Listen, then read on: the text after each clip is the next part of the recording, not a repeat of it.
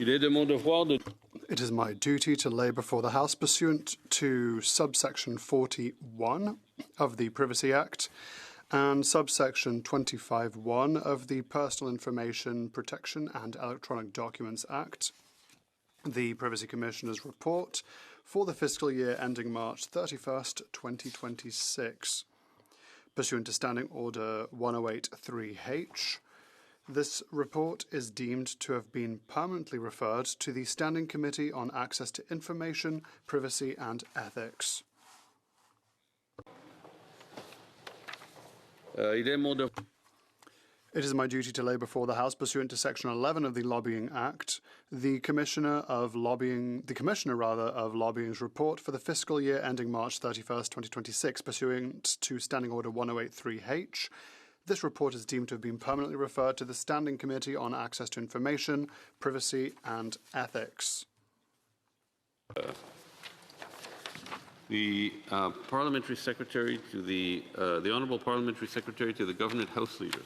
Thank you, Mr. Speaker. Pursuant to Standing Order 3680A, I have the honour to table in both official languages the government's responses to 18 petitions. These returns will be tabled in an electronic format. Efficient government. Introduction of government bills, statements by ministers, reports from interparliamentary delegations, presenting reports from committees. I don't see her here. Pas ici, hein? No, okay. Introduction of private members' bills. Première lecture de projet de loi d'intérêt public. First reading of Senate public bills. Motion. L'honorable député de... The Honourable Member for Airdrie Cochrane. Richards. OK, c'est moi qui vais la lire. C'est moi qui l'aide. Appuyé par...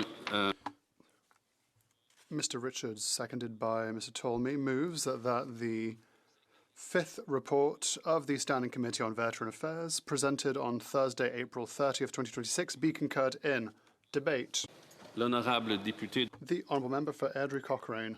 Well, thank you, Mr. Speaker, and I stand today in unity with veterans from all across Canada who have been tirelessly fighting to right a historic wrong. For too long, veterans have faced these kinds of issues where, first of all, they deal with a cold and heartless bureaucracy, and secondly, they struggle to even have recognition from a government about their service. You know, it's things like the Persian Gulf War veterans and the Afghan War veterans who are looking for recognition that they fought a war and can't seem to find that from this government. You know, they attend a hastily put together, it seems, groundbreaking for an Afghan war monument that was mired in scandal, and they feel like they were an afterthought at the ceremony. These are the kinds of things that we're seeing, and this is another example of exactly that.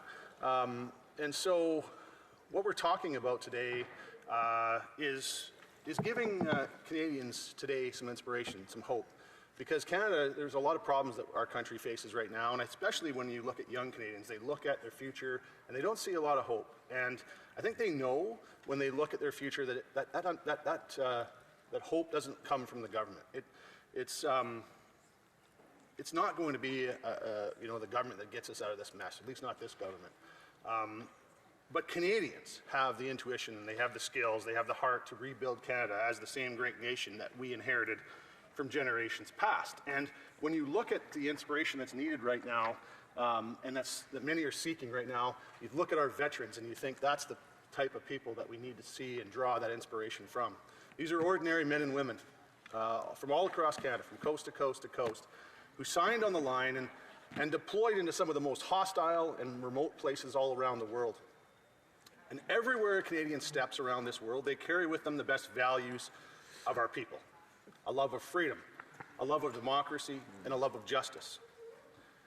And nowhere did the example of the maple leaf shine brighter than it did in the mountains and deserts of Afghanistan.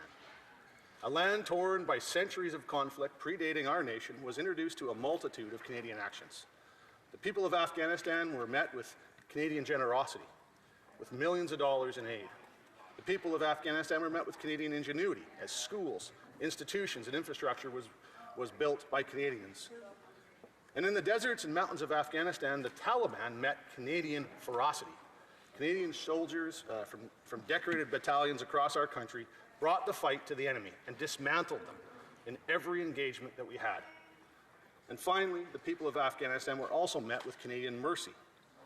Taliban wounded were often being treated and saved by Canadian medical crews and spared the cruelty that is often visited upon captives in times of war. In the Afghan villages where children lived in fear, the maple leaf on the shoulders of our men and women stood defiantly against evil. These ordinary men and women joined the forces and became extraordinary. They showed us as a nation that even when faced with discomfort, hostility, and yes, with evil, Canadians can rise as heroes and fight back. The youth in Canada today desperately need heroes. They need Canadians to look up to with pride. They need role models to emulate. And these heroes don't wear suits and sit here in Ottawa. They walk quietly as silent heroes among us every single day. Hear, hear. Let us raise cases of extraordinary bravery and exceptional character for this generation to show them that there is still some good in this world and it's still worth fighting for. Let us raise heroes like Jess LaRochelle. Yes. Jess LaRochelle was a Canadian who joined the Canadian Armed Forces at the height of the war in Afghanistan. Just a young man, he was sent overseas to fight those responsible for not only terrorizing the people of Afghanistan, but also the people around the world through horrific attacks like those witnessed on September 11th of 2001. And it is in Afghanistan that Jess LaRochelle made his mark on Canadian history. Facing an unrelenting Taliban attack on his unit, Jess LaRochelle manned a lone position and drove back the enemy, fighting exhaustion, fear, and severe injuries. It is a fact that during this fight, Jess was nearly struck by a rocket-propelled grenade which detonated on a wall of his tower, severely injuring him. Jess had a detached retina, a fractured neck, a broken back, massive internal bleeding, and a severe concussion. And despite all of this, he continued fighting, drove back the Taliban assault, and saved many of his comrades. Unfortunately, Jess's brothers-in-arms, Blake Williamson and Darcy Tedford, were killed in this attack, and it was only after Jess helped to carry their coffins into a plane headed back to Canada did Jess finally present himself for some medical attention. Think about that. Think about what he went through and what he dealt with. Jess was only a young man of 24 years old when he sustained those injuries, and he carried them for the rest of his life. Unfortunately, Canada lost one of its heroes when Jess passed away in August 2023 due to complications from his injuries. It was by former Conservative leader Aaron O'Toole that a motion was brought to this House which called for the creation of a Military Honours Review Board. Unfortunately, that motion was defeated by the government back then, but now there is a renewed interest. Thanks in large part to the work of Bruce Moncourt and others who were involved with an organization called Valor in the Presence of the Enemy. Now, while Jess was awarded the Star of Military Valor, he was passed over for Canada's highest honour, the Canadian Victoria Cross. Since the inception of this medal, it has never been awarded. There are many Canadians who wish to see this changed, to ensure that our veterans are properly recognized for their deeds of courage. There's now been several provincial legislatures which have voted in support of the creation of a Military Honours Review Board, including Saskatchewan, Ontario, Nova Scotia, Alberta, Prince Edward Island, and New Brunswick. And it's clear that public sentiment on this is that we need to see this happen. And Conservatives have been proud to stand with veterans on this issue since day one. And we will not allow this issue to rest until it is seen through. The arguments for this review board don't just end with individual examples and historical anecdotes, but also with real-world examples to compare ourselves to. Many of our allies have issued the equivalent of their Victoria Cross to their soldiers: the United States, Great Britain, France, Germany, Australia, Italy, New Zealand. They've all issued their highest awards of valor to members of their militaries for actions taken in Afghanistan, and that's despite the fact that several of these nations committed less personnel to the war and saw less fighting than Canadians did. There's also testimony of General Retired Rick Hillier, who was Chief of Defence Staff and Chair of the Honours Committee when the case of Jess LaRochelle came through. Now, General Hillier is a great and well-respected man, but by his own admission, a mistake may have been made when deciding the award for Jess La Rochelle. Canada was new at war in Afghanistan at the time, and they were reluctant to make the award as a result because they didn't know what would ensue. And so the Victoria Cross was spared for an event which did not come. Additionally, it took several years for all of the details to come about and to talk more about the battle that Jess fought with the Taliban. And over time, these details emerged, but there was no ability to change the award that had already been given. So this example is one that cries for change. It cries for justice. And if mistakes were made and new details are brought to light, then mere policy shouldn't stand in the way of honoring a war hero. Now, this past week, the government responded to a petition put forward by a member for North Bay, I believe it is, and indicated that they are open to examining the formation of this board. And the Standing Committee of Veterans Affairs, of course, has thrown its support behind this issue, as has the Senate. And we wait for the final and most important step now, which is taking the action that's necessary. All of this effort over the years can't be in vain. All of the lives touched by the story of Jess La Rochelle are inspired, and inspiration is what Canada needs right now. So let us celebrate and enshrine the stories of our national heroes. Let us raise our children with the tales of bravery and sacrifice. And the ball is now in the government's court. They have publicly signaled openness to this cause, and we thank them for that. But now we eagerly await the details on how and when this review board will be formed, and when the historic injustice can finally be addressed. Hear, hear. But I beg them, don't make Canadians wait for long. The great author and evangelist C.S. Lewis once said this: "Since it is so likely that children will meet cruel enemies, let them at least have heard of brave knights and heroic courage. Otherwise, you're making their destiny not brighter, but darker." Since it is so likely that Canadian children will grow up facing hardships and hearing of evil in the world, let them at least have heard of brave soldiers and their heroic deeds. Let them at least have heard of Jess La Rochelle and the fighting Canadians. Now, I'll note at this moment that I will be splitting my time with the member for Moose Jaw Lake Centre Lanigan. And I want to just conclude by finishing in French. I want to just conclude with, if I can, Madam Speaker, with just a little bit to speak to our Quebec.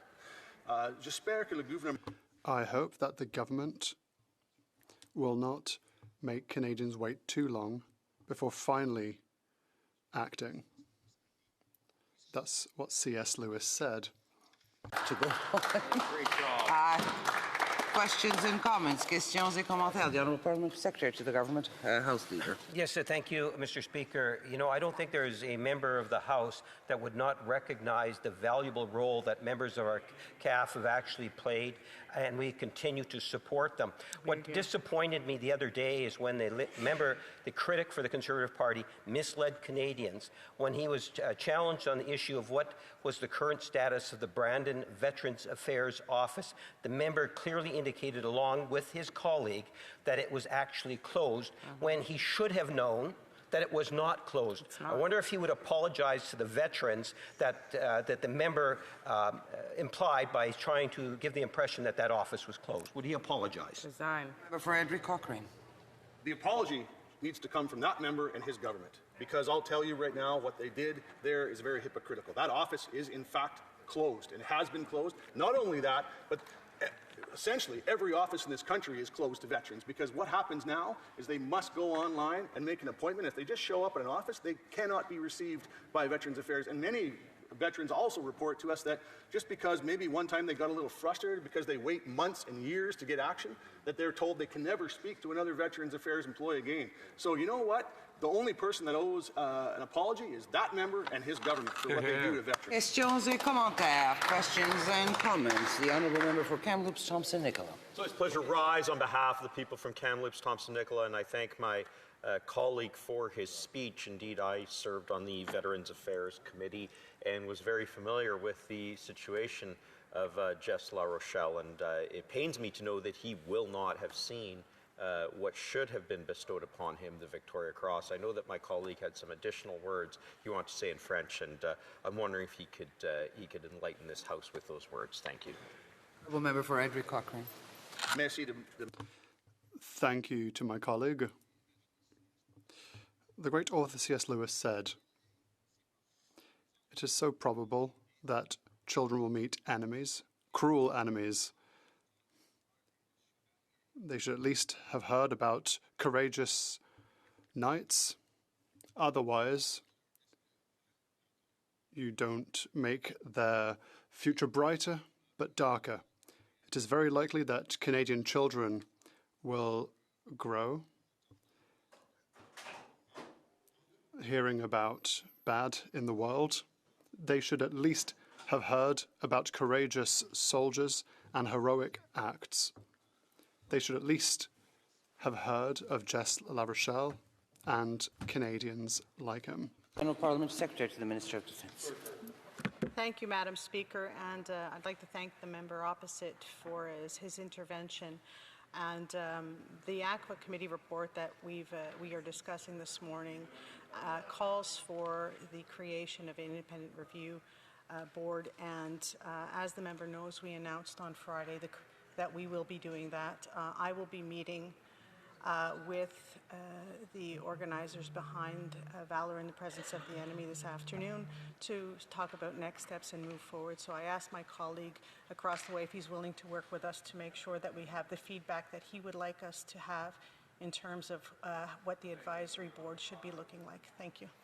Honourable Member for Edward Cochrane. Well, I think the answer to that is quite simple. And first of all, I do thank the government for expressing openness to this. And I hope that they're going to actually take the action. I really do. You know, this has been something that we've been fighting for a long time, and I would encourage the member to go back and look at the motion that was brought forward by Conservatives in the past that the government rejected, because that was a very detailed motion. It had a lot of detail in terms of what this should look like. And I would encourage her to go back and look at that. I would encourage the government to have a look at that, because I think it provides a very good instruction manual for what this does need to, in fact, look like. But the key here is that, you know, we need to go beyond words. We need to move to action. I'm hopeful that that is actually what we're going to see. But I will continue to push, and I will continue to hold account until we do see that action. You know, I hope it isn't long before we see it. And if it doesn't happen, I will be the first to be jumping all over a government for words and not actions. A very, very brief question from the Honourable Member of Essex. Really very brief. Very brief, Madam Speaker. Thank you very much. Thank you so much to the Honourable Member for his comments. Madam Speaker, I had the opportunity, I believe it was late last year, early this year, to celebrate for Mr. Bruce Moncourt with their family. My question to the member, very briefly, Madam Speaker, is how important is it for this to go through today to ensure that future generations will also support and protect Canada? Thank you, Madam Speaker. A very brief answer from the Honourable Member for Edward Cochrane. Well, first I would just say, you know, Bruce Moncourt, you know, I won't have time to tell his story, but his story is one of bravery and courage as well. And he believes that his life was spared so that he could see this through. And we're going to help him to do just that, so that future. To resume debate, the Honourable Member for Moose Jaw, Lake Centre, Lanigan. Thank you, Madam Speaker, for the opportunity to speak to this.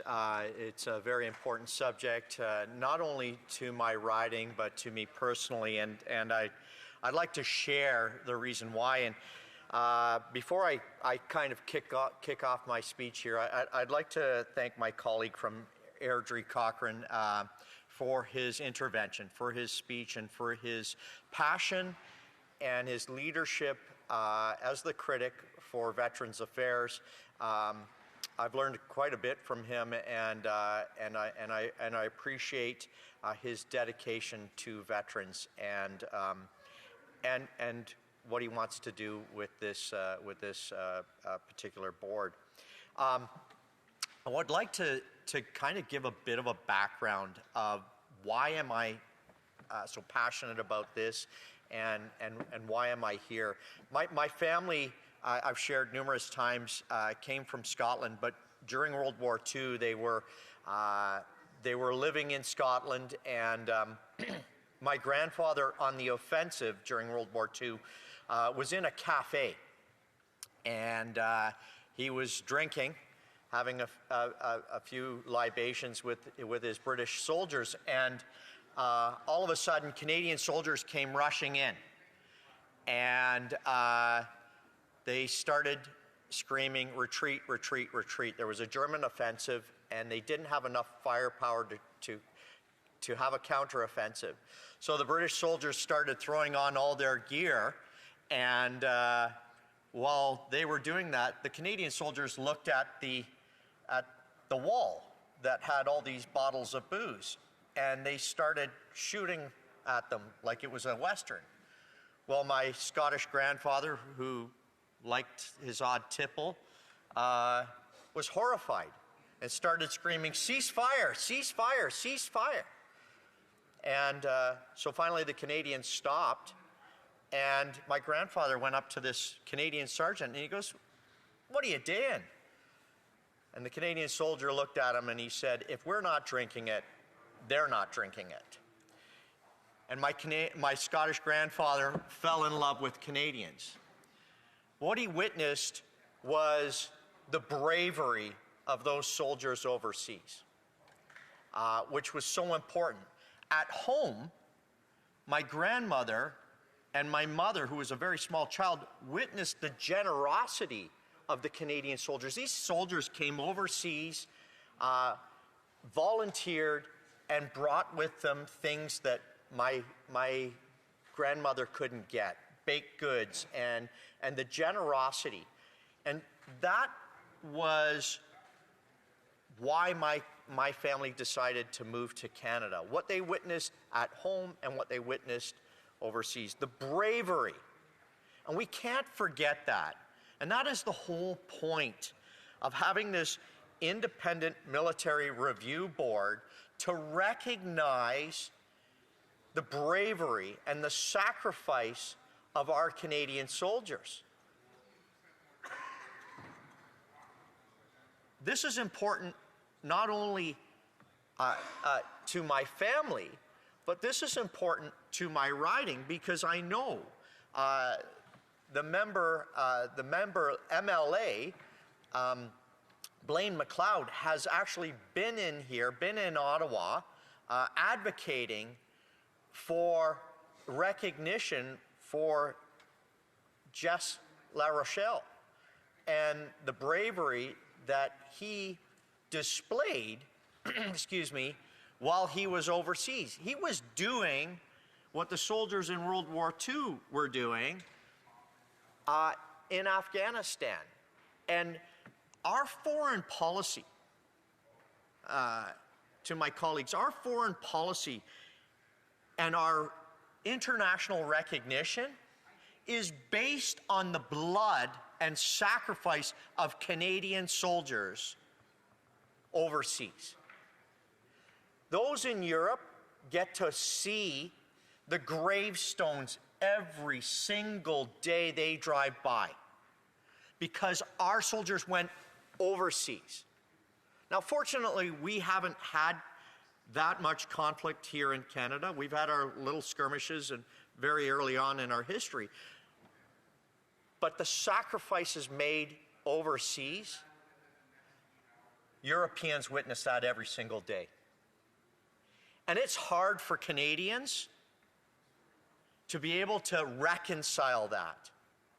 And so that's why we have to have that extra effort within this House of Commons to be able to recognize those who have advocated on our behalf, who have made that sacrifice and gone overseas and said, yes, I'm going to go. Not just to save the democracy that's within this country, but to preserve democracy around the world.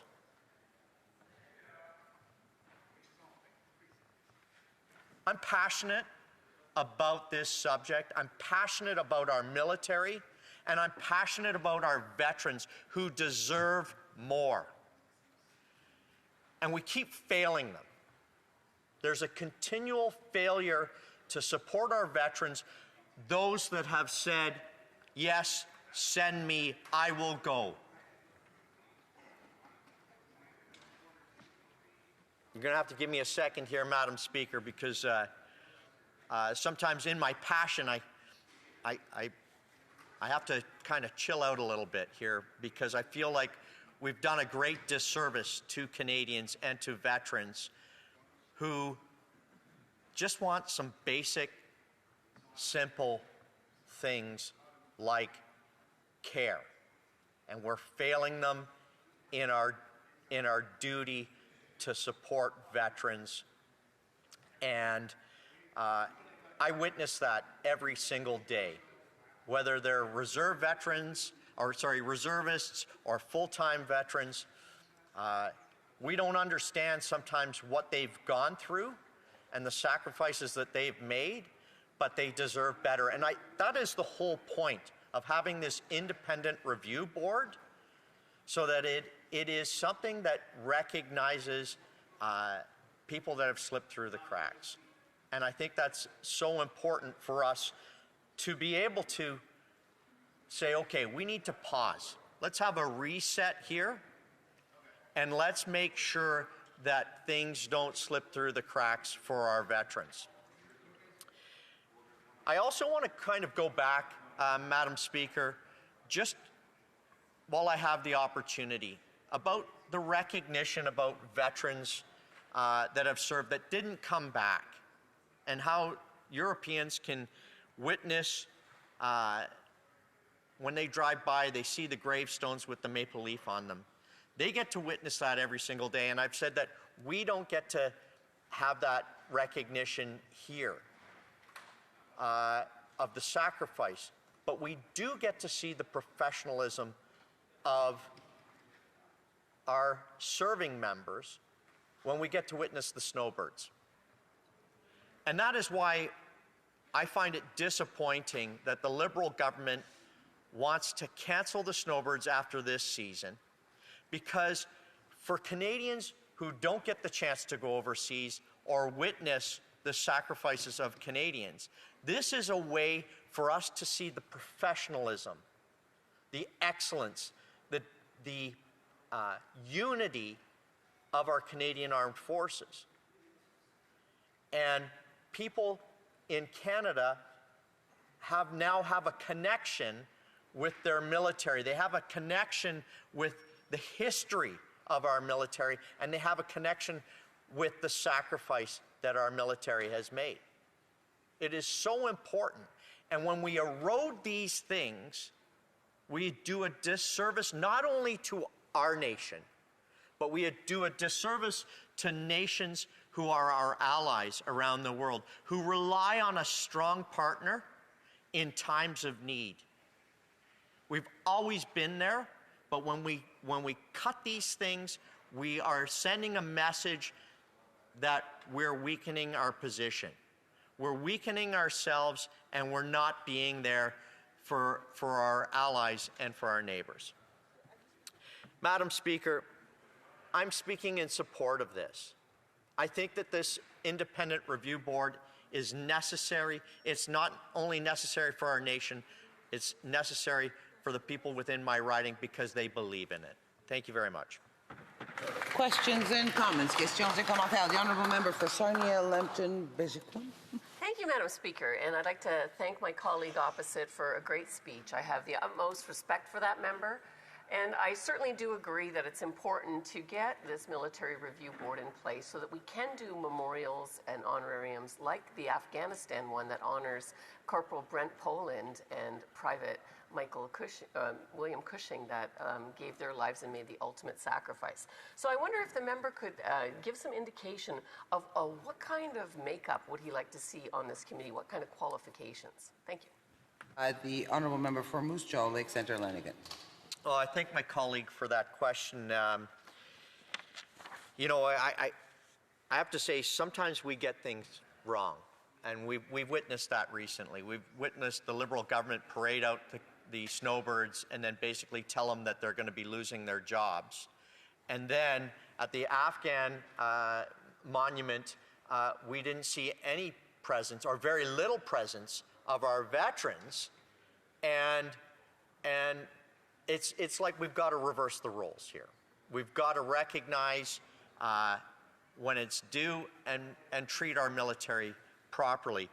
I think the makeup has to be people that actually recognize and understand the sacrifices made by our vets and have an inside perspective, but also are very, very neutral so that their own passions are not. Questions et commentaires, l'honorable député. The Honourable Member for Lac-Saint-Jean. Thank you, Madam Speaker. I'd like to thank my colleague for his speech. Clearly, it came from the heart, and it was very sincere, so I'd really like to thank him for a great speech. I'd like to ask him a simple question. I'd like to ask him, with this motion, we're not just talking about medals. It's a motion that talks about our ability to recognize in a proper way and honor properly those who accepted the risks and the dangers and the injuries to protect peace and democracy. I'd like to hear his thoughts on that, Madam Speaker. For Moose Jaw, Lake Centre, Lanigan. Well, I thank my colleague, and I have to point out I haven't seen him in the gym for a while.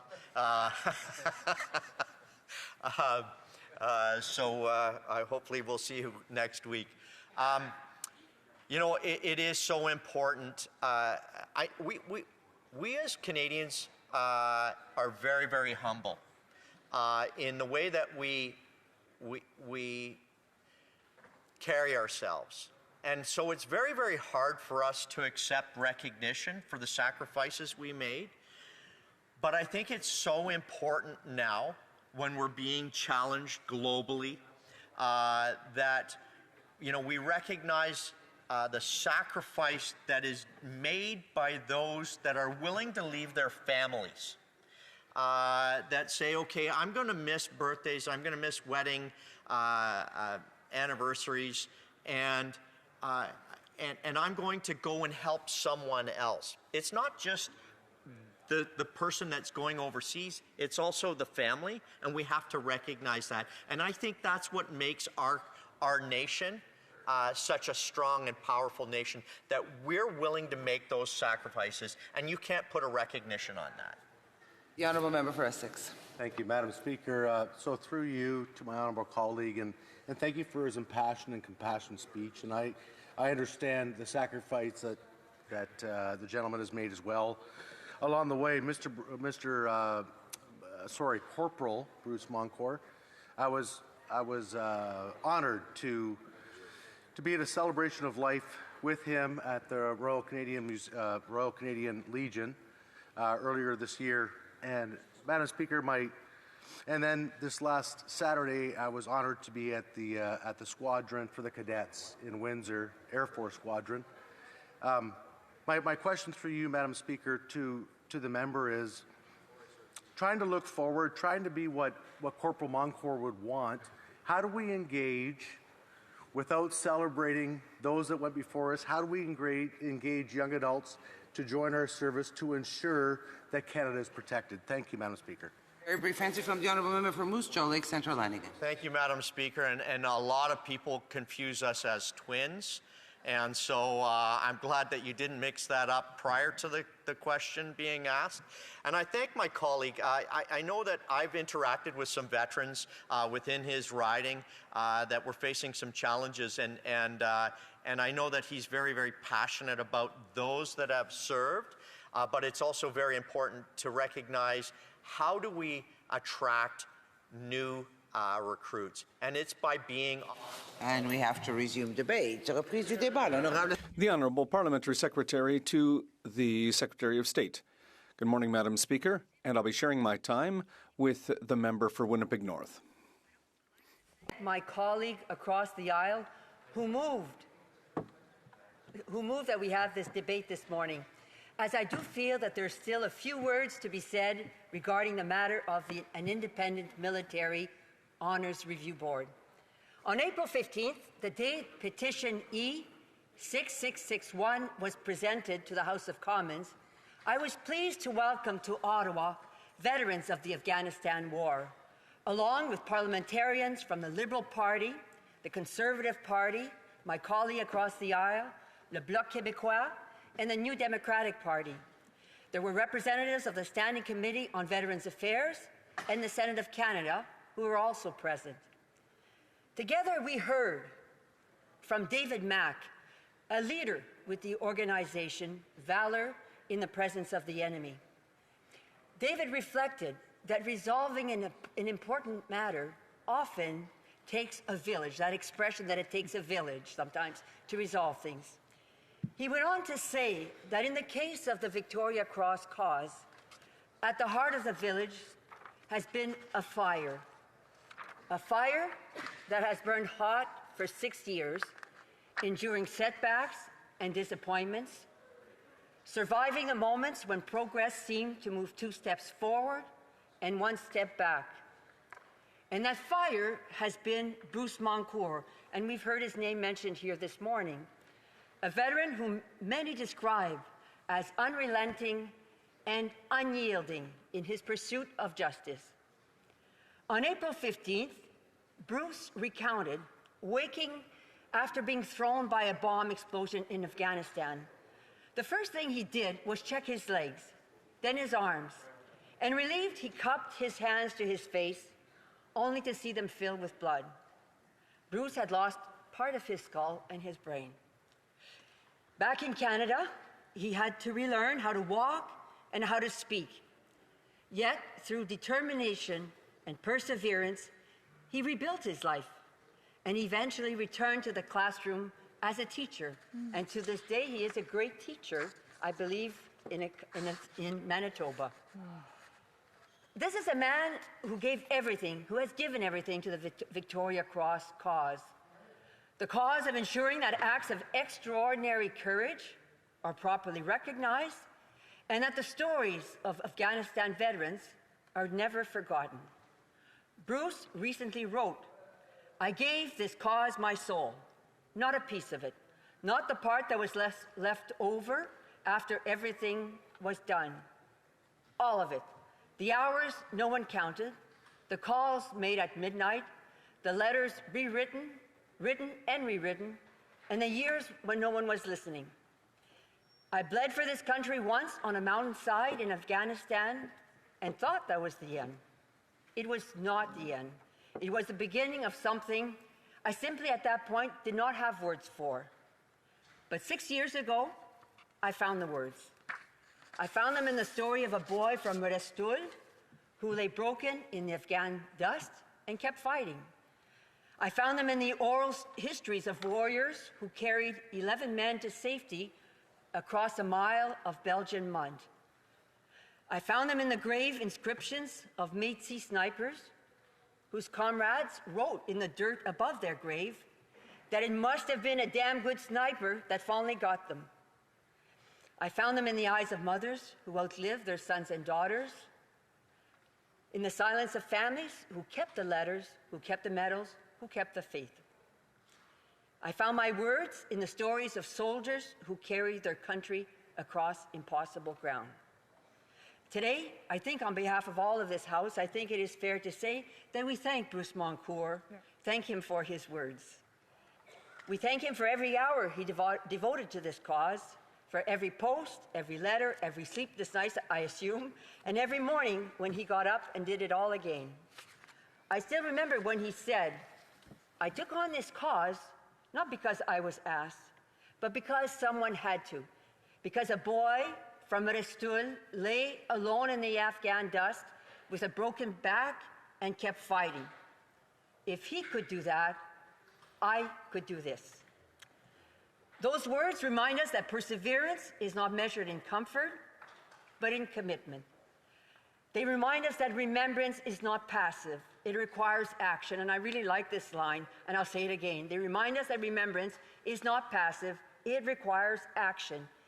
And they remind us that the stories of courage, sacrifice, and service entrusted to us by Canada's veterans must never be forgotten, just like the unknown soldier's eternal flame. I hope we can all draw inspiration from Bruce's own own story, and from David's own words as we embark on the important work of establishing the independent review board that includes setting the assessment criteria, selecting the right members, and establishing a decision-making process. Moving forward, strict accountability and transparency will be what measures that the job gets done and gets done properly. Merci beaucoup, Madame la Présidente. Questions and comments? The Honourable Member for Ardrey Cochrane.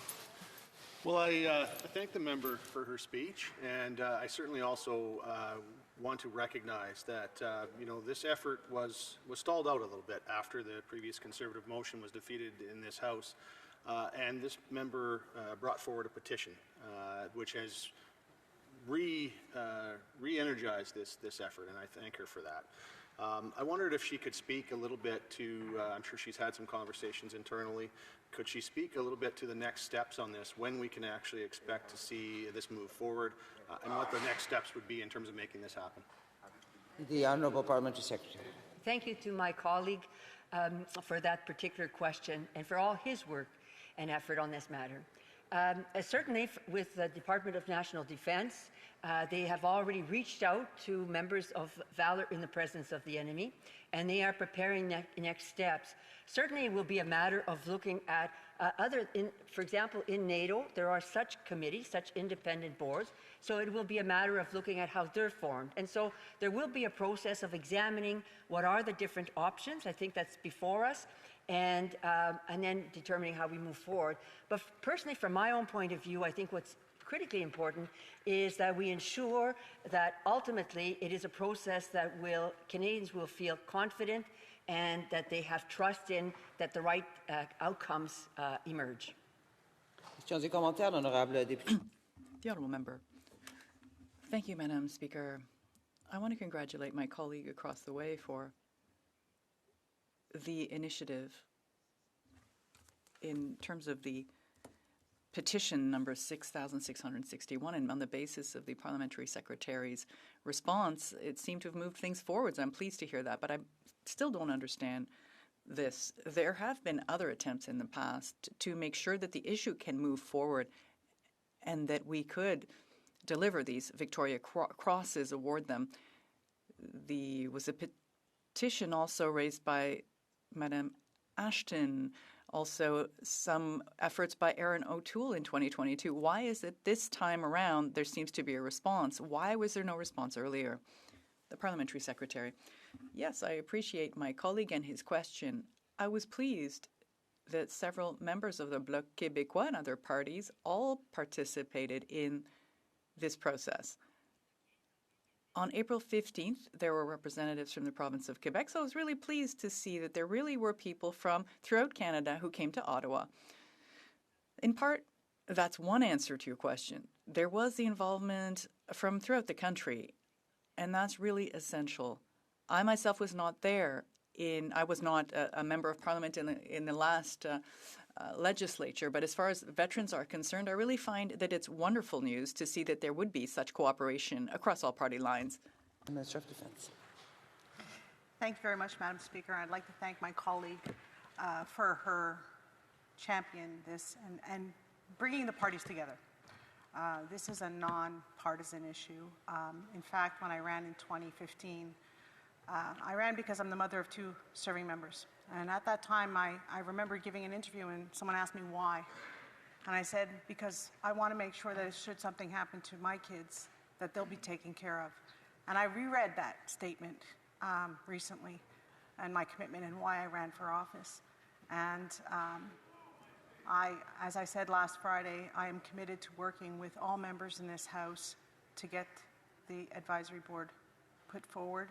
I'd like to ask the member if she has heard some additional feedback in terms of what we should be looking at. I know that the member from the opposition also mentioned a previous motion that was brought forward with some guidelines and some recommendations. If she also has some additional recommendations that she'd like to share. Thank you. The Honourable Parliamentary Secretary. I'm not sure if this is a recommendation, but I'll give my own personal point of view. In life, I've always believed that we must never put all our eggs in one basket. I always believe that outcomes are best when there is a mix of different viewpoints. And I think that would simply be my own point of view that I would put forward, that there is value in diversity of points of views. At the same time, there needs to be independence. And so with all of that, I think we will find our way forward to ensure that it is a process in which Canadians can believe and veterans will have trust in the outcomes. Resuming debate, the Honourable Parliamentary Secretary to the Government House Leader. Yes, so thank you, Madam Speaker. And it's a pleasure for me to be able to rise and address what I believe is a very important issue. You know, first let me start off by acknowledging the incredible work that our current members of our forces does today, Madam Speaker. They provide a sense of security for our nation, and they are prepared to give the ultimate sacrifice. I have had the opportunity to serve in the Canadian Forces back in the 80s, and I can tell you one of the most touching moments of my career back then was on the Remembrance Day parades. I've had the opportunity to walk along side by side or march along World War II veterans. And I can tell you after those marches, Madam Speaker, it often led to being able to go to a local community where individuals would share some of the stories along with maybe a little bit of alcohol. Some of the stories, Mr. Speaker, in terms of the experiences that they actually had during World War II. If you really want to get a sense of the emotions and the trauma and the horrors of war, talk to a veteran that has actually served and had to go into combat missions, Madam Speaker. It will bring you to tears. Whether it's the prisoners of war, those that have lost their lives in war, those that have been injured in war. During my time in the forces, I had many opportunities. And that's the reason why I would pay tribute to our current members, recognize those that have served in the past, and I look forward to seeing the growth in terms of the numbers of people that are wanting to join the forces. I was encouraged that last year we actually had a record number of Canadians want to become a member of the Canadian Armed Forces. I believe it has a lot to do with what this Prime Minister and the government has done to reinforce the importance of the Canadian Forces. Whether it's providing pay increases, supporting military in many different ways, ultimately achieving, Madam Speaker, 2% of Canada's GDP, and a commitment to grow beyond that to 3.5% and ultimately hit 5%, being a full participant in the United Nations. We take the issue of our forces very seriously. We take the issue of our veterans very seriously. I was very upset, for example, when the previous administration actually cut and closed 9 veterans' offices. That's why I did take it personal when members opposite just the other day tried to give a false impression, Mr. Speaker, about the Brandon office. That Brandon Veterans Office, Madam Speaker, is open, and it's open today, Madam Speaker. And members should know that, Mr. Speaker, and they should not be telling veterans otherwise. Let me focus some attention on Afghanistan and how Canadians really appreciate and love the manner in which our forces conducted ourselves in what was the longest engagement of our Canadian forces. The men and women of the forces did us proud, Mr. Speaker, Madam Speaker. And they actually gave, in many ways, I believe it was about 150 lives were lost, Madam Speaker, and 2,000 plus were injured in different ways. I would like to think that every member of this House recognizes the sacrifice that was made. And that is the reason why the government not only wants to support and see this advisory committee struck, but to actually implement it in a tangible way, Madam Speaker. The motion and the concurrence, the report that the members brought forward, quite frankly, Madam Speaker, is going to receive unanimous support. We could have done that in the form of just a simple motion that would reinforce just how important our veterans are and those that have sacrificed so much, Madam Speaker, for our great nation. recognizing the importance of the Canadian Victoria Cross, which was established back in 1993, and the fact that it has not been awarded, I think challenges a lot of us in terms of why that's not the case. I think there are people here in Canada that are best equipped to be able to do the research that's necessary and ensure that this most honorable medal is actually awarded where the circumstances allow it to be, Madam Speaker. I would like to think that the desire of every member of Parliament is to see that award provided. I think, Madam Speaker, and I believe that the Canadian Victoria Cross is something in which we should all be proud of, and I look forward to seeing and hearing about the recipients and future recipients of this award. And that's why establishing an independent review board is of the utmost importance. It's great to have the debate. I would have loved to have seen a debate as on this, maybe in the form of a take-note debate or even an opposition day, Madam Speaker, where we could literally have a full day of debate with a motion at the very end that would be very clear and decisive, that would show clear support of our veterans and those that are in our Canadian forces.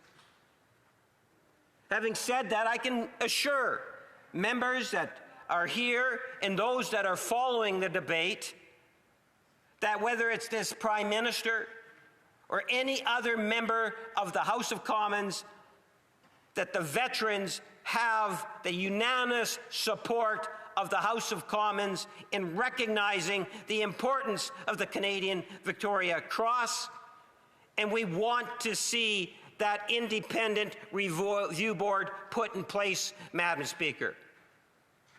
There has to be a process in order to do that, because we need to recognize, as an example, Madam Speaker, that anyone that sits on that review board will have to gain some form of a top security clearance, because they're going to have to review the circumstances.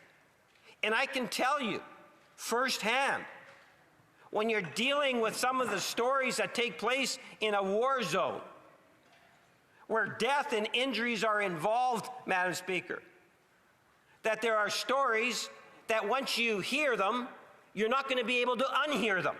They will become a permanent memory for individuals. And it isn't something in which you can just kind of click your heels and put the board together tomorrow. We have to make sure, Madam Speaker, that it is done in a proper process. The right people have got to be brought to this review, Madam Speaker, for the Independent Review Board. And we are committed to doing that. I like to think that every member of the House would recognize that, Madam Speaker. When I think of the issues that we are facing today in our Canadian forces and our veterans, I want them to know very clearly that the Government of Canada, from the Prime Minister to the Cabinet to every Liberal member of Parliament, and Madam Speaker, we have their backs. And we will continue to have their backs. We understand the role that they have played in building our country to what it is today, and we will continue to be there in every way for our veterans. We will continue to support our current members of the Canadian Forces, and we will always acknowledge and recognize those that have served in the past, and this is one of the ways in which we can do so, Madam Speaker.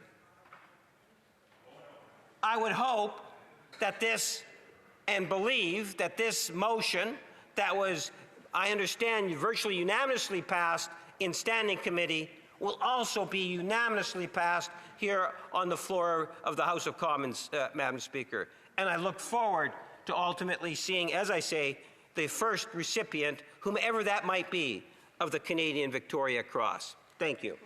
Questions and comments? The Honourable Member for Airdrie Cochrane. So today is about not just the Victoria Cross, not just about Jess La Rochelle. This is about veterans of the war in Afghanistan. And I think often they feel a little unrecognized in the same way that maybe their World War I, World War II, and even their Korean War colleagues are, whether that be by the Legion, whether that be even in the general public, whether that be by their government, whether that be by the people of Canada. And I think we saw that reflected a little bit recently in the ceremony that where many of them felt like they were kind of an afterthought for the monument that was supposed to be in their honor. And then I think we heard this speech today, and I listened to the member, and it saddened me because I know there's many members over there that care about this, and I feel like this member stood up and gave kind of a political speech and talked about everything but what it's supposed to be about. So what I would ask him is, would he apologize first of all for making this political today rather than keeping it about what it should be about? Would he apologize for the debacle that was the Afghan War Monument groundbreaking and how veterans felt left out? And will he acknowledge that the veterans in Afghanistan fought in a war? Honourable Parliamentary Secretary. Madam Speaker, I don't know what planet the member opposite is actually from. At the end of the day, I think I was very clear. And when you want to talk about partisan politics, one needs to do is take a look at the manner in which this member, in particular, has dealt with the issue of veterans inside the chamber. If you want to be able to appreciate and love and recognize our veterans, yes, maybe at times I do need to be a little less political. But I can assure you I am no more political than the member that just posed that question, Madam Speaker. And I would concede, at the end of the day, we all need to take a stronger approach, encouraging municipalities, provinces, the federal government to do what they can in terms of recognizing the importance of our veterans and the service that has been provided to Canadians, in particular in regards to Afghanistan. That means look at parks that are in our municipalities. That means having provincial governments and territorial governments also establishing monuments. I think we can do a lot if we're prepared to work together. The member should read his own speech before he starts criticizing my speech. Questions et commentaires, l'honorable député de Lac-Saint-Jean. Madame la Présidente, à chaque fois... Thank you. Every time the opposition starts a debate on a committee report, the member for Winnipeg North says, it's an important question, but we should have debated it another time. But he still takes 10 minutes or 20 minutes sometimes to say that we should debate it at another time. I can't quite follow that logic, Madam Speaker. He says that we need a debate at another time to save time, but wouldn't it save more time if he didn't take 10 or 20 minutes to say that? That's my question. The Honourable Parliamentary Secretary. Well, Madam Speaker, as I have the opportunity, as the member has the opportunity, as someone that has served in the Canadian Forest, to be able to share my experiences on the important issue of our veterans, I've taken advantage of that by speaking for my 10 minutes, as other members have also prior to me, and I made a very clear indication in terms of how it is that I believe all members of the House of Commons are supportive of our veterans. And I've also then, through the question, made a recommendation in terms of what we can do, Madam Speaker, to encourage and promote ongoing recognition of what our veterans have done. I'm passionate on the issue, Madam Speaker, because as I say, I've walked and talked with veterans. I understand, at least in part, Madam Speaker, some of the horrors in which they've had to go through. I want to see the recognition. So yes, I am passionate on the issue.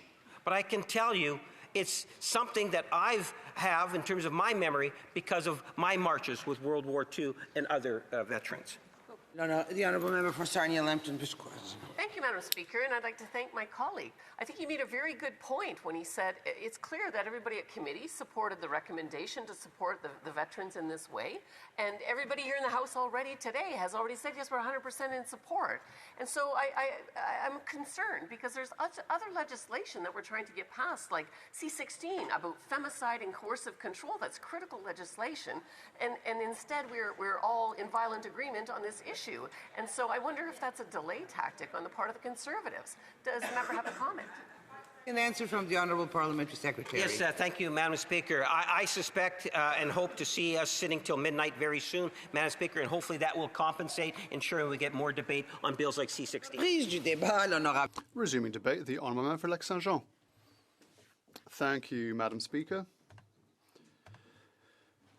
I'll be sharing my time with my fantastic colleague from Pierre Boucher, Les Patriotes Verchères. I'm pleased to rise today on this very important issue. I rise today to support the motion calling for the establishment of an independent council. It raises an important question, recognizing acts of bravery performed by the men and women who have served in the Canadian Armed Forces. For several years, veterans, families, military historians, and organizations representing veterans have been calling for an independent mechanism to review certain cases where new evidence suggests that an error or omission may have been made. We know that this concern is very real. More than 16,000 people have signed a petition calling for the creation of such a body. We also know that a delegation led by former Chief of Defence Staff, retired General Rick Hillier, visited Parliament Hill to request the review of several dozen cases dating back to the First World War. These requests are not motivated by a desire to rewrite history, Madam Speaker. They are based on a simple principle. When new evidence emerges, when the historical context is better understood, or when previously unavailable testimonies become available, there must be a credible and independent mechanism to review certain decisions.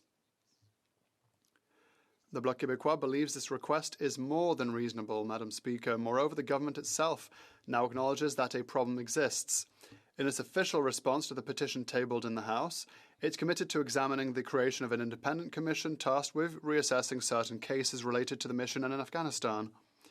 This commitment was recently reiterated in the House by the Parliamentary Secretary to the Minister for National Defence. The question is therefore no longer whether action should be taken, the question is rather when and how. The criticisms levelled at the current system are well known. Firstly, many criticise the rigidity of decisions and the excessive delays. All too often, recognition comes too late, sometimes even after the person concerned has passed away. When a member of the armed forces performs an act of exceptional courage, recognition should follow within a reasonable time frame. Our country's heroes deserve to receive this tribute during their lifetime. Secondly, many veterans criticise the lack of transparency in the process. The assessment criteria, decision-making mechanisms, and the reasons behind certain refusals often remain difficult for those directly involved to understand. This lack of transparency fuels misunderstanding and, in many cases, a deep sense of injustice. Thirdly, many veterans feel that their experience and that of their peers are not sufficiently taken into account. Madam Speaker, yet who better than military personnel who have served in the field can assess the true significance of an act of bravery? Madam Speaker, it is high time that these criticisms were heard. Beyond administrative procedures and the declarations themselves, this is a matter of honour, duty, and the promise the state makes to those who agree to serve their country. Military decorations are not mere ceremonial symbols. They are not just protocol. They represent official recognition of service rendered to society. In military culture, the notions of honour, merit, sacrifice, and duty occupy a central place. Honorary distinctions embody these values. For many veterans, they bear witness to the fact that the sacrifices made have not been forgotten. This recognition is particularly important when service members return home. Many veterans must cope on a daily basis with physical injuries, psychological trauma, and significant challenges related to their recovery. In this context, knowing that their commitment is recognized helps to preserve their dignity and their sense that they did not do this in vain. As the MP for Lac-Saint-Jean, I would like, Madam Speaker, to take a moment to highlight the remarkable work carried out by the members of the Royal Canadian Legion in our region.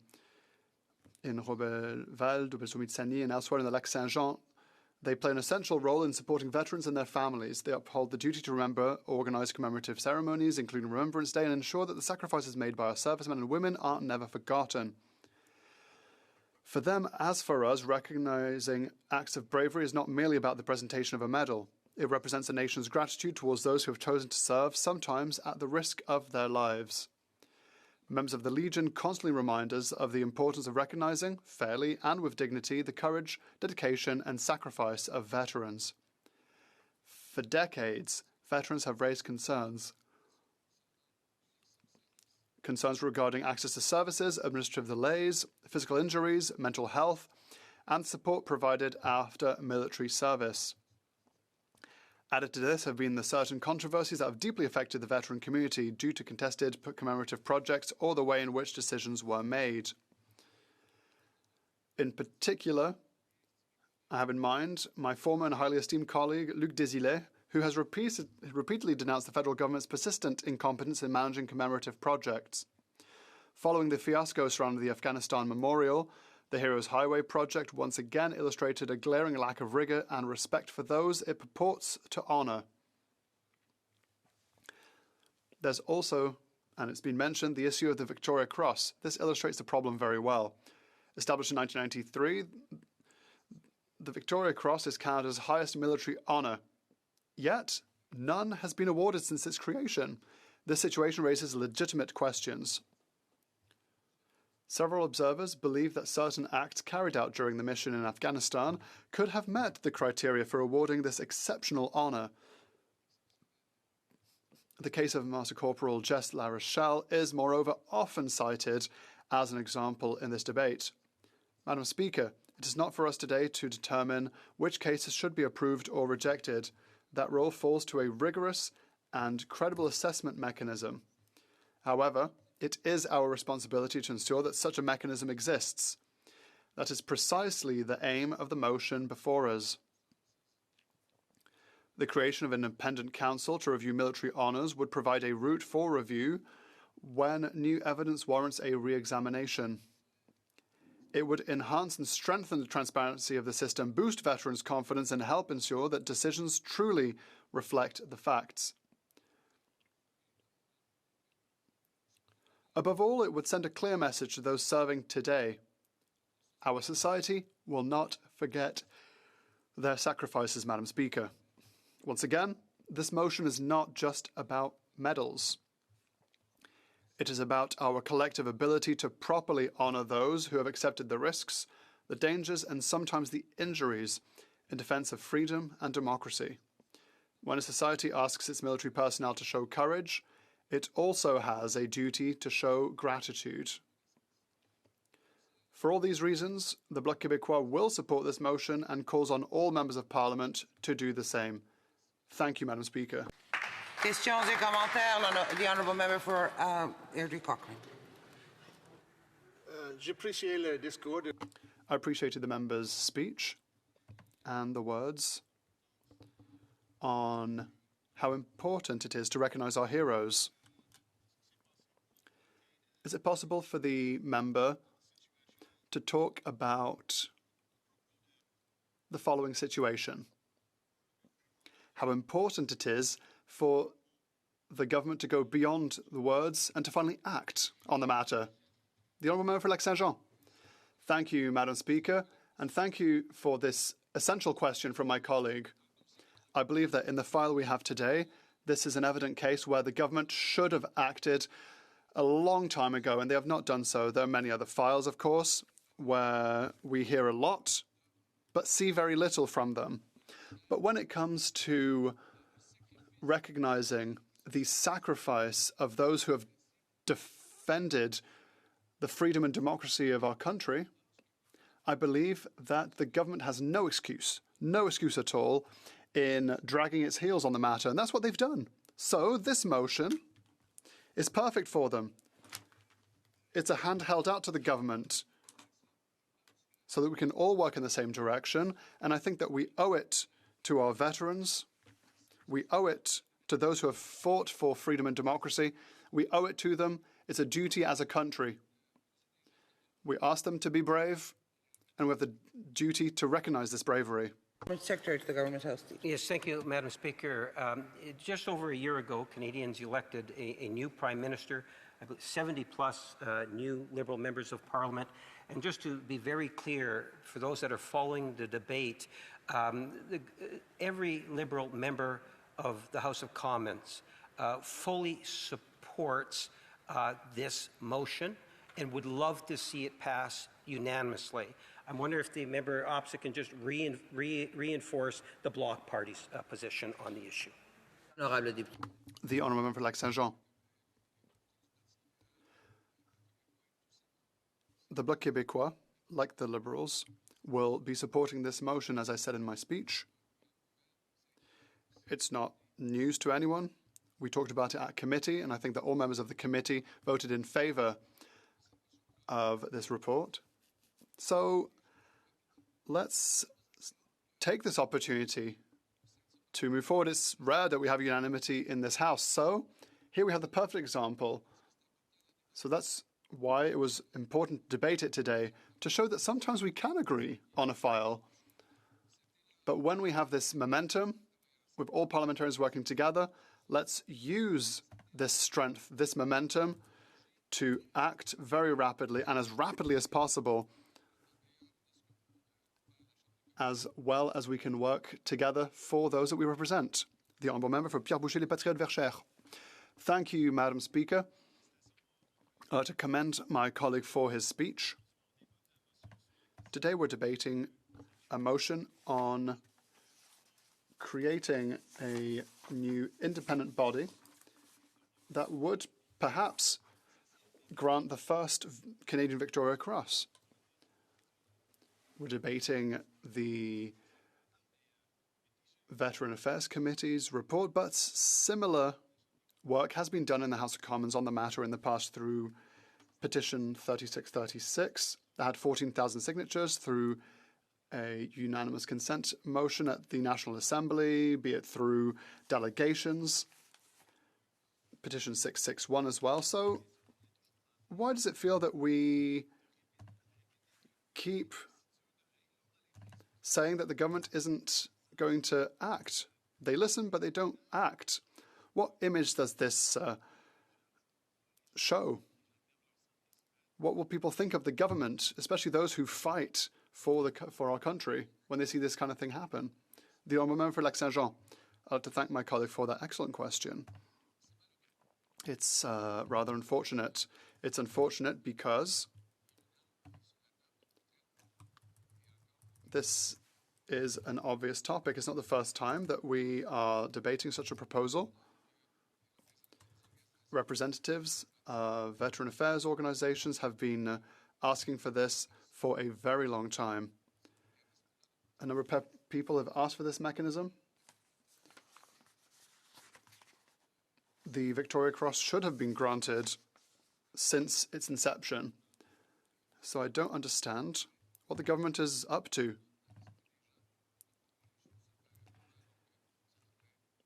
It should be evident. The government should be more obvious in what it's doing. Resuming debate, the Honourable Member for Pierre Boucher, les Patriotes Verchères. Thank you, Madam Speaker. Today, we are debating the fifth report of not the Transport Committee, because that's my committee, but the Standing Committee on Veteran Affairs. It's a rather short report. It's in one paragraph. Sometimes reports are long and comprehensive, but this is a clear and concise report. Essentially what it says is that the committee should report to the House on its recommendation for the creation of independent Canadian Military Honours Review Board with the specific mandate to review decisions made under the Directorate of Honours and Recognition and its precursor bodies when new evidence demonstrates that the reconsideration of a military honour is warranted to ensure that no error or omission was made. So I feel like this is rather evident. Perhaps in the past, certain medals or distinctions were refused, certain honours were refused for people who did great things for their country. But several years down the line, it's decided that perhaps the distinction should have been granted because new elements have come to light. I find that interesting, and I find that this is a positive step forward. Today, this is more than a committee report because we're having a debate on the matter. We know that often recommendations and reports from a committee represents the voice of the committee, especially when it's members from various parties. They receive a subject, they debate the matter, and then they make recommendations to the government. But here, today, we want to go even further to make sure that it's not only a will expressed by the Standing Committee on Veteran Affairs, but we also want this to be the will of the House of Commons as a whole. Now, of course, I assume that given that this was unanimously adopted by the committee, we should get a unanimous vote on the matter, but there is a message that is being sent that is much stronger when it is adopted at the House level rather than at the committee. When a committee adopts a report, it already means a lot, but it's even better when it's the House. So I'd like to commend my colleague who has brought this debate to us today in the House. What I must say is that this debate is part of a greater context. We're talking about distinctions, but there is a more specific distinction that is underpinning today's debate, the Victoria Cross. The Victoria Cross was created in 1993 to recognize acts of valor, self-sacrifice, or devotion. But despite the fact that it was created in 1993, and I wasn't very old at the time, it's been over 30 years, if my maths are correct, but this distinction was created over 30 years ago, but unfortunately it was never used since. It's an exceptional distinction, of course. It's the highest distinction that can be given, so it's not just handed out. But we need to ask ourselves after a while, surely someone in the last 30 years has done something exceptional enough to be granted, especially when there have been conflicts that has had the involvement of the Canadian Armed Forces.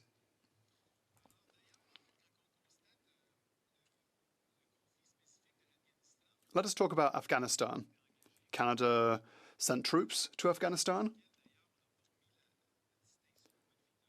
but no Victoria Cross has been granted for any of the actions. Other countries went to Afghanistan. Other countries, nations, countries, there's the Quebec nation and the Canadian nation, two are different entities. But the United Kingdom gave 3 Victoria Crosses for the Afghanistan conflict, 4 Victoria Crosses from Australia following the conflict in Afghanistan. New Zealand, 1. The United States of America, while they don't have the Victoria Cross, because they don't have the Victoria Cross, they've given an equivalent medal, 18 of them in fact. In Canada, nothing at all. It's rather unfortunate when we see that there are people that went to Afghanistan who fought the Taliban, who invested their energy and health. There's a former Bloc Québécois member who was member for Terrebonne, Monsieur Michel Boudria, who was in Afghanistan. And we know it wasn't easy for those who went. Many people have spoken on Parliament Hill to make things change, so that Canada changes its way of doing things, so that Canada finally honors veterans who fought in Afghanistan. There were steps forward, like for the Victoria Cross.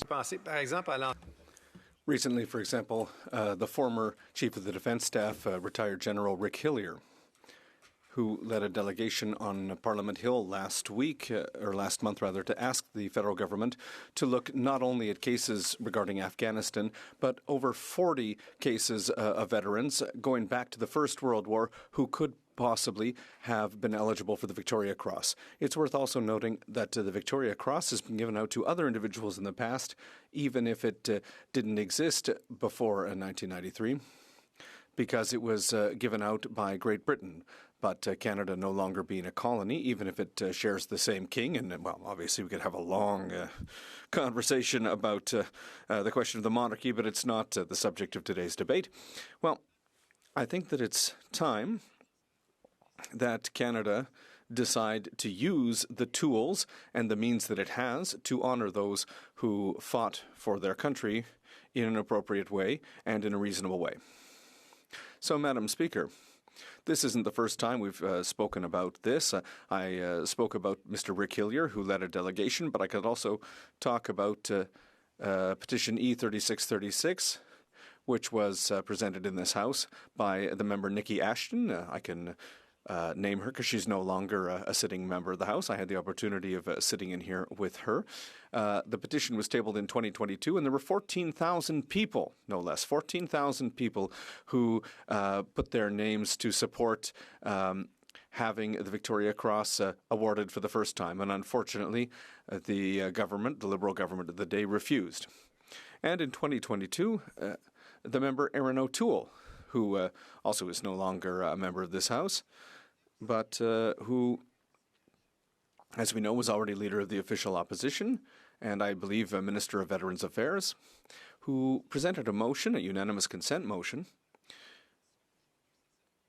to have what we're talking about today put in place, that there be a commission put in place, and yes, that we start awarding the Victoria Cross to people who are meritorious. But once again, that was a unanimous consent motion that was proposed in 2022 in this House, and it was refused. And so now it's 2026, 4 years later. And more recently, we had another petition from a member from across the way. I can't name that member, given that she is currently a member of this House, but a member who represents the Liberal Party. And, that's quite a change after the Liberals refused twice to have a Liberal member saying, well, listen, I think we'll do some, pushing on our side to see if our government can move forward on this, and maybe she disagrees with the decisions that her party made in the past. And she tabled this petition on April 15th, 2026. A petition with over 16,000 signatures. So that's a lot of people. We've gone up from 14,000 over 16,000 people who've supported the petition.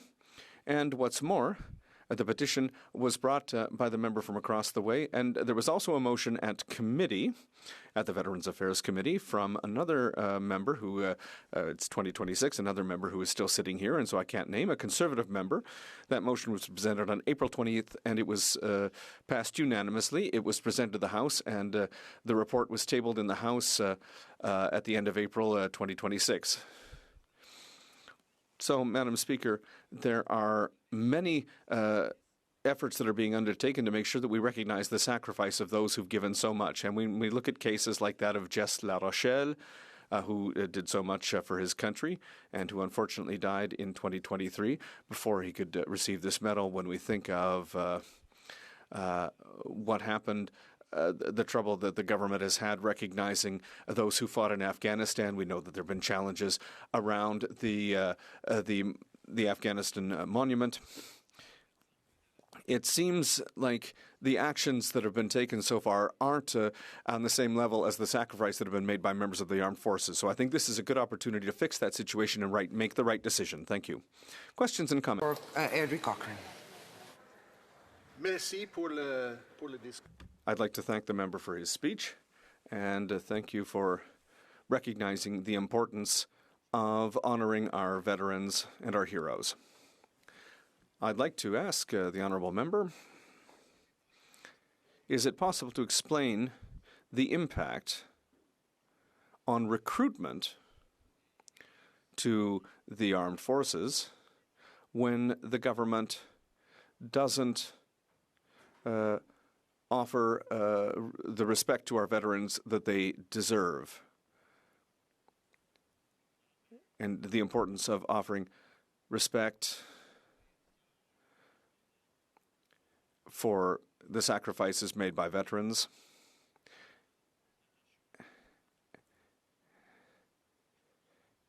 and the impact that that has on recruitment for the armed forces. The honourable member for Pierre Boucher, Patriote Verchères. Well, thank you, Madam Speaker. It's a very good question from my colleague. the effect on recruitment. I myself, maybe 20 years ago, thought about enlisting in the armed forces. And at that time, I decided not to go forward with that, among other things, because I wanted to serve Quebec.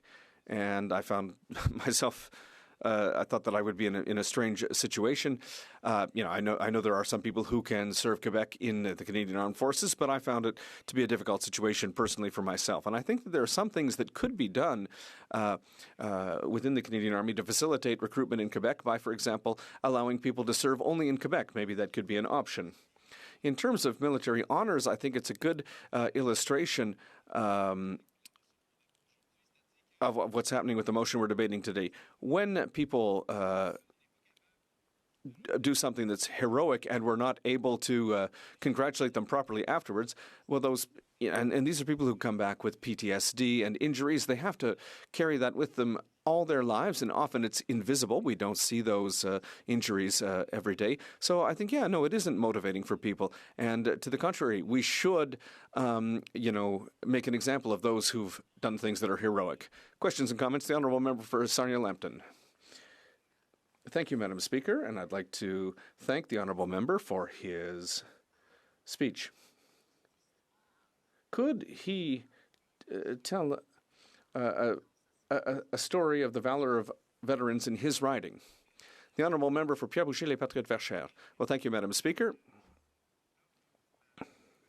Well, my colleague from across the way has caught me a little bit off guard, but, every year we have a Remembrance Day ceremony in my riding, and I can tell you that we have the family of somebody who fought in Afghanistan who comes every year, because we did lose a former member of Boucherville who died on that mission.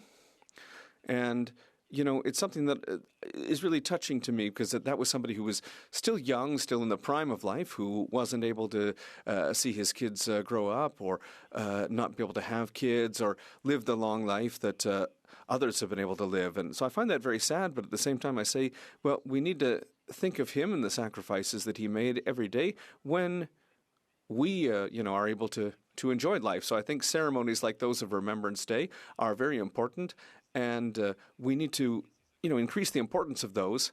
And those are, just one of the rare moments where our veterans wear their medals, and where we see them and we can, congratulate them and see them. We need to do more for them. Questions and comments? The Honourable Member for Lac-Saint-Jean. Thank you. I'd like to thank my colleague for his excellent speech and for his answers to the questions from other colleagues. He asked me a similar question a few minutes ago, Madam Speaker, so I'll send it back to him. How is it that once again we're forced to bring a committee report here to the House to have an extra hour of debate with a unanimous vote from the House of Commons, when obviously the government could have acted sooner, given what was heard at committee, with the petitions that we've received, with the delegations who've met with the minister? Why is it that once again today, and I'm glad we're talking about this today, I think it's a good thing that we're doing it, but why are we once again forced to do this when it seems so obvious that it could have been done sooner? In 10 seconds or less, the Honourable Member for Pierre-Boucher-les-Patriotes-Verchères. Well, thank you to my colleague, and I would say that the good news is that we already got a response from the Parliamentary Secretary to the petition, saying that the government wants to move forward. So the motion that we're debating today, I think that it's just going to help make sure that things move more quickly to put this in place, because sometimes promises are made and they're not kept. So I think to have the will of the House of Commons expressed, it means that things will move more quickly. Is the House ready for the question? As follows. Mr. Richards, seconded by Mr. Tolmie, move that the fifth report of the Standing Committee on Veterans Affairs, presented on Thursday, April 30th, 2026, be concurred in. If a member, the Honourable Parliamentary Secretary to the Minister of Defence. Madam Speaker, we ask that it be carried unanimously. Agreed. Carried.